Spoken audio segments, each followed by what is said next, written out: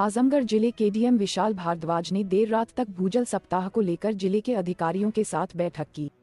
DM ने कहा कि भूजल सप्ताह 2024 के दौरान सभी कार्यालय, आवास जहां भी जो व्यक्ति रहता है वहां पर जल संरक्षण का प्रयास करें। इसके साथ ही पानी की टंकी, पाइपलाइन के लीकेज को रोककर वाटर लॉस को बंद किया जाए। सभी अधिशासी अधिकारी को निर्देश दिए कि नगर पालिका नगर पंचायतों में लगे पेयजल सिस्टम सार्वजनिक स्थानों पर लगे प्याओं को ठीक कराएं। शिक्षा विभाग को निर्देश दिया कि स्कूलों में बच्चों के माध्यम से भूजल सप्ताह के अंतर्गत जल संरक्षण हेतु जागरूक किया जाए। जिले के सीडीओ परीक्षित खटाना ने कहा कि जल जीवन मिशन ग्रामीण में कार्य करने वाली ऐसे कंपनियों से समन्वय स्थापित कर भूजल संरक्षण एवं पानी के महत्व के बारे में जनमानस को जागरूक करें। ग्रामों में नुक्कड़ नाटक एवं जागरूकता के कार्यक्रम चलाया जाए। इसके साथ ही सिविल सोसाइटी के लोगों को भी जल संरक्षण के कार्यक्रम से जोड़ा जाए। रेन वाटर को संरक्षित करने के लिए रेन वाटर हार्वेस्टिंग सिस्टम को लगाया जाए। हाइड्रोलॉजिस्ट आनंद प्रकाश द्वारा भूजल सप्ताह 2024 के आयोजन के संबंध में विस्तार से अवगत कराया गया। इस वर्ष के कार्यक्रम का मुख्य विचार बिंदु जल संरक्षण का करो प्रयास, जल ही है जीवन की आस पर केंद्रित है। डीएफओ जीडी मिश्र ने बताया कि जनपद में 200/50 हेक्टेयर के 140 वेटलैंड चिन्हित किए गए हैं, जिसके किनारे पर वृक्षारोपण किया जाए ताकि भूजल स्तर में वृद्धि हो सके। इस अवसर पर सभी अधिकारियों और कर्मचारियों को भूजल सप्ताह की शपथ दिलाई गई। आजमगढ़ जिले के शहर कोतवाली क्षेत्र के एकलव्य घाट पर अपने साथियों के साथ तमसा नदी में नहाने गया युवक डूब गया। साथियों के साथ नहाते हुए युवक राजेश प्रजापति 12 पुत्र छोटेलाल प्रजापति जो कि सिधारी थाना क्षेत्र का रहने वाला है, अपने 3 साथियों के साथ सोमवार की शाम को तमसा नदी में नहाने गया था। इसी दौरान युवक नदी की तेज धारा में बह गया और डूबने लगा। युवक के 2 और साथी बाहर निकलकर शोर मचाना शुरू किए। शोर सुनकर आसपास के बड़ी संख्या में लोग मौके पर पहुंच गए। तब तक राजेश नदी की धारा में बहने लगा था। आसपास के लोगों ने मामले की सूचना पुलिस और प्रशासन के आला अधिकारियों को दी। मौके पर पहुंची पुलिस और गोताखोर की टीम युवक की तलाश करने लगी। देर रात तक युवक का पता नहीं चल सका। वहीं घटना की सूचना मिलते ही परिजनों में कोहराम मच गया। मामले की जानकारी मिलने पर मौके पर पहुंचे कोतवाली प्रभारी शशिमौली पांड्या ने पीएससी को मामले की सूचना दी। देर रात तक तमसा नदी में पीएससी के जवान भी राजेश प्रजापति की तलाश करते रहे, पर देर रात्रि तक युवक का कुछ पता नहीं चल सका। इससे पूर्व भी 3 दिन के भीतर 3 युवकों की तमसा नदी में डूबकर दर्दनाक मौत हो चुकी है। आजमगढ़ जिले की anti human trafficking unit AHTU को बड़ी सफलता मिली है। जिले के देवगांव थाना क्षेत्र से 5 वर्ष पूर्व अपहृत की गई खुशबू चौहान को मध्य प्रदेश के मुरैना जिले से बरामद किया है। इस मामले में पीड़िता के परिजनों ने 9 अप्रैल 2019 को शिकायत दर्ज कराई थी कि खुशबू चौहान कहीं लापता हो गई। इस मामले में देवगांव थाने में मुकदमा दर्ज कर पुलिस ने मामले की विवेचना शुरू कर दी थी। इस विवेचना के क्रम में परिजनों ने फरहान के ऊपर आरोप लगाया था। मामले में विवेचना के बाद भी जब अपहृत की बरामदगी नहीं हो सकी तो इस मामले की विवेचना एंटी ह्यूमन ट्रैफिकिंग यूनिट के प्रभारी अभयराज मिश्रा को सौंपी गई। एंटी ह्यूमन ट्रैफिकिंग यूनिट ने मामले में धारा 120B की बढ़ोतरी कर मामले की विवेचना शुरू की। इस मामले का खुलासा करते हुए अपर पुलिस अधीक्षक यातायात विवेक त्रिपाठी ने बताया कि मामले के खुलासे के लिए एंटी ह्यूमन ट्रैफिकिंग यूनिट को निर्देश दिया गया। इसी क्रम में प्रभारी अभयराज मिश्रा, सब इंस्पेक्टर राकेश तिवारी सूचना के आधार पर मध्य प्रदेश के मुरैना में पहुंचकर खुशबू चौहान पुत्री स्व राम बच्चन चौहान को उसके तथाकथित पति सोनू शाक्य के साथ बरामद कर लिया है। मुकदमा दर्ज होने के समय भी दोनों बालिग थे और अब दोनों के 2 बच्चे भी हैं। वहीं फरहान की नामजदगी को गलत पाया गया। अपर पुलिस अधीक्षक का कहना है कि महिला का बयान कराया जा रहा है, जिसके आधार पर मामले में वैधानिक कार्रवाई की जाएगी।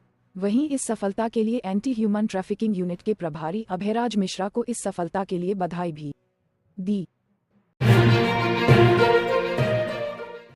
आजमगढ़ में मंगलवार को बारिश की संभावना मात्र 20% है। इसके साथ ही सोमवार की अपेक्षा 1 डिग्री तापमान कम रहेगा।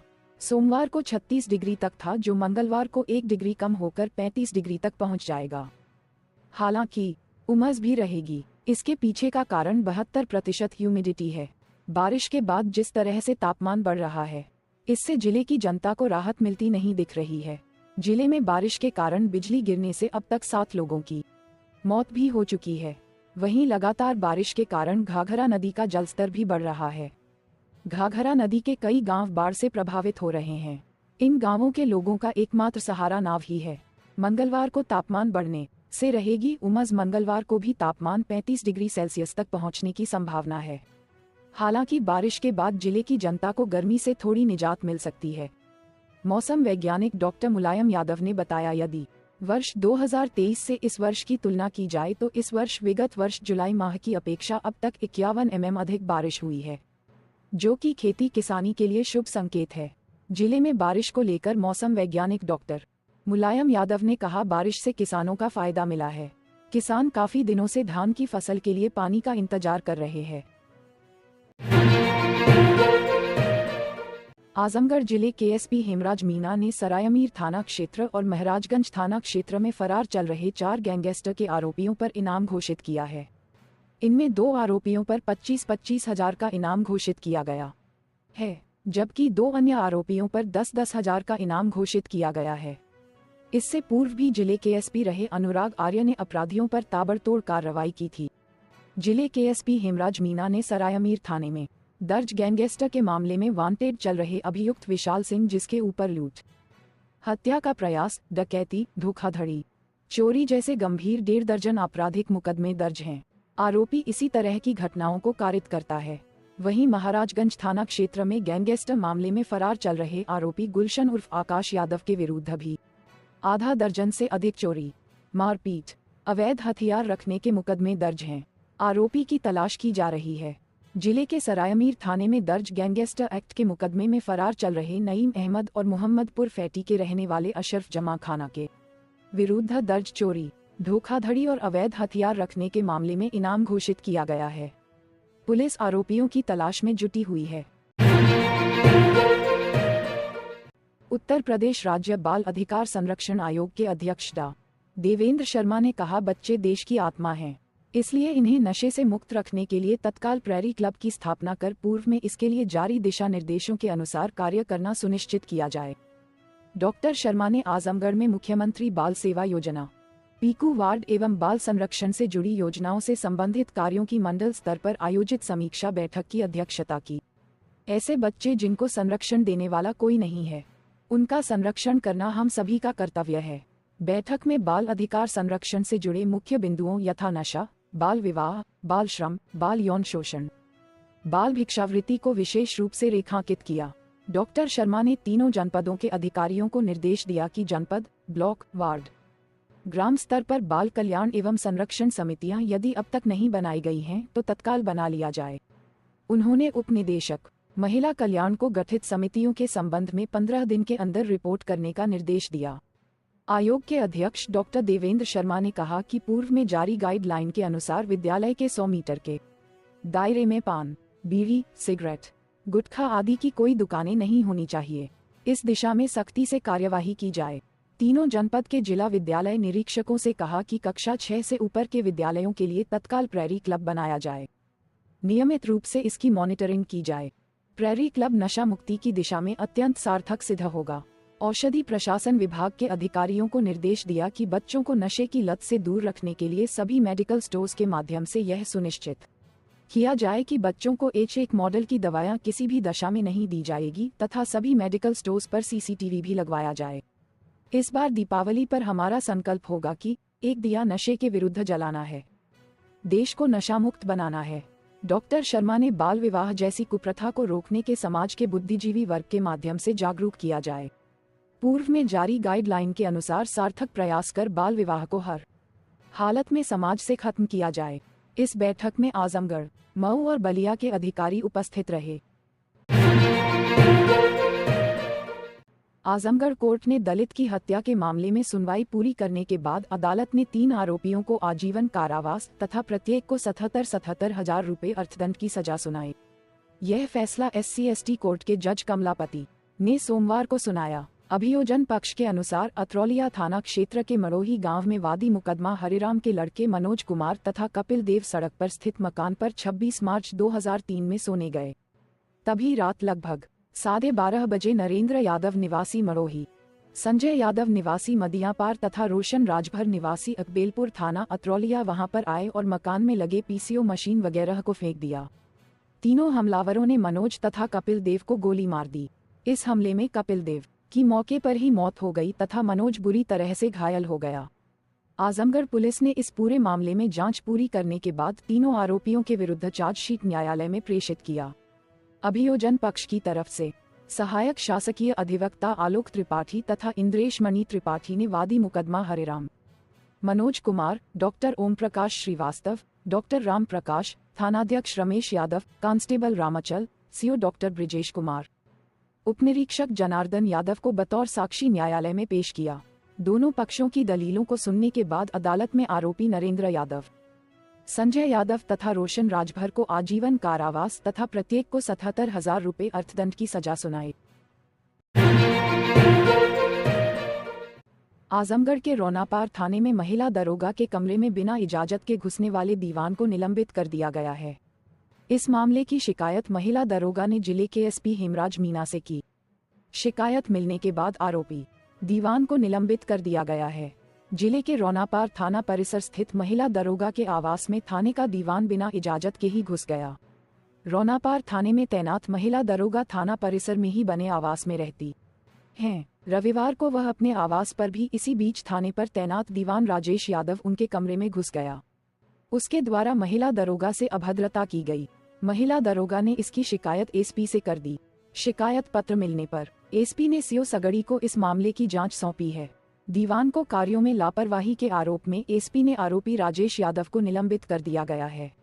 एसपी ग्रामीण चिराग जैन ने बताया कि हेड कांस्टेबल राजेश यादव को पदीय दायित्वों के निर्वहन में लापरवाही और जनमानस में अच्छी छवि न होने के कारण एसपी हेमराज मीना ने निलंबित कर दिया है।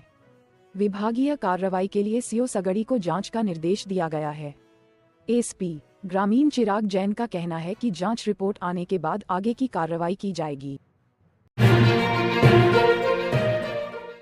आजमगढ़ में पुलिस ने बाइक चोरी करने वाले 2 आरोपियों को गिरफ्तार किया है। गिरफ्तार आरोपियों के पास से 5 चोरी की बाइक बरामद हुई है। एक दिन पहले भी कोतवाली पुलिस ने 4 आरोपियों को गिरफ्तार कर 4 आरोपियों को गिरफ्तार किया था। ये सभी आरोपी सुनसान वाले इलाकों में बाइक चोरी की घटना को अंजाम देते थे, जिसके बाद नंबर बदलकर गाड़ियां चलाते थे। लगातार पुलिस को इस मामले की सूचना भी मिल रही थी। आरोपी गाड़ियों का फर्जी पेपर तैयार कर इन गाड़ियों को बेच दिया करते थे। इस मामले में कोतवाली में पीड़ित रूपलाल ने शिकायती पत्र देकर आरोप लगाया था कि 4 साल पहले बनकट बाजार से बाइक चोरी हो गई थी। इस मामले में पुलिस आरोपियों की तलाश कर रही थी। वहीं पीड़ित मुकेश चौहान ने बिलरियागंज पुलिस को शिकायती पत्र देकर बाइक चोरी की घटना की शिकायत की थी।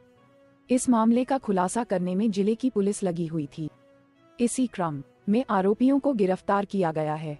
गिरफ्तार आरोपियों में रोशन यादव, विंदेश यादव हैं। रोशन यादव पर 4 गंभीर मुकदमे जबकि विंदेश पर 10 आपराधिक मुकदमे दर्ज हैं। आरोपियों को न्यायालय भेजा जा रहा है, जहां से जेल रवाना किया जाएगा। आजमगढ़ की पुलिस ने असम के 3 गांजा तस्करों को गिरफ्तार किया है। लगभग 44 किलो गांजा बरामद किया है। सिधारी थाने की पुलिस को सूचना मिली कि कुछ लोग ट्रेन से उतरकर रेलवे क्रॉसिंग मूसेपुर के पास से अवैध गांजे को लेकर कहीं जा रहे हैं। पुलिस ने 3 गांजा तस्कर अजय, कृष्णा यादव और कनिका को हिरासत में लिया। उनके पास से लगभग 44 किलो गांजा बरामद हुआ। इसकी कीमत 5 लाख से ज्यादा बताई जा रही है। एसपी हेमराज मीना ने बताया, गिरफ्तार आरोपी अजय असम का रहने वाला है।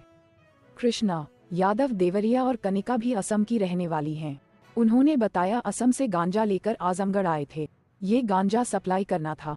आरोपियों के कब्जे से 3 मोबाइल भी बरामद किया है। उन्हें जेल भेज दिया जाएगा। आजमगढ़ में ऑनलाइन अटेंडेंस के विरोध में जिले के शिक्षक कुंवर सिंह उद्यान में पहुंचकर विरोध कर रहे हैं। शिक्षकों का कहना है कि सरकार की जिस तरह से सरकार हम लोगों को ऑनलाइन अटेंडेंस के लिए बाध्य कर रही है, निश्चित रूप से दुखद है। यही कारण है कि हम लोग अपनी बात को सरकार तक पहुंचाना चाहते हैं। काली पट्टी बांधकर विरोध प्रदर्शन कर रहे शिक्षकों का कहना है कि यदि हमारी समस्याओं का समाधान सरकार कर दे तो हम ऑनलाइन अटेंडेंस के विरोध में नहीं है।